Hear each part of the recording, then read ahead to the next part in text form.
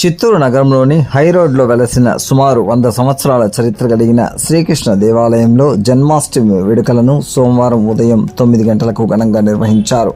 Chittoor MLA Gurazala Jaganmohan తండ్రి చెన్నకేశవ నాయుడు స్వామివారిని దర్శించుకున్నారు.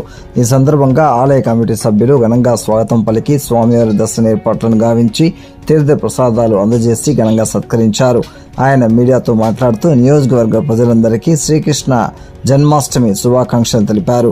అందరూ పండుగ వాతావరణంలో శ్రీకృష్ణ జన్మాష్టమిని జరుపుకోవాలని, సుఖ సంతోషాలతో ఆరోగ్యాలతో జీవించాలని ఆకాంక్షించారు. కార్యక్రమంలో ఆలయ కమిటీ సభ్యులు, భక్తులు అధిక సంఖ్యలో పాల్గొన్నారు.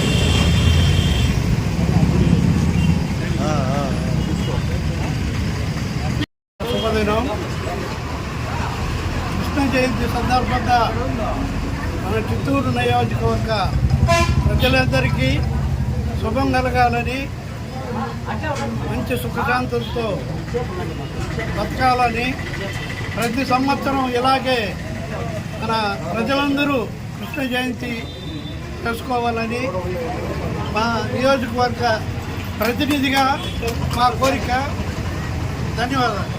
ఈరోజు గోకులాష్టమి కావాలని ధర్మ సంస్థాపనార్థాయ సంభవామి ఇదే అన్నట్లుగా ఈరోజు గోకులాష్టమి కాబట్టి శ్రీకృష్ణుడు జన్మించినాడు కాబట్టి ఈ గోకులాష్టమిగా చెప్పబట్టి 5489 సంవత్సరాలకు ముందు చెరసాలలో శ్రీకృష్ణుడు జన్మించినాడు కాబట్టి అదే రోజు ఈరోజు కాబట్టి ఈరోజు పుణ్యపతి కాబట్టి అందరూ ఈ పండుగని అందరూ జరుపుకుంటారు.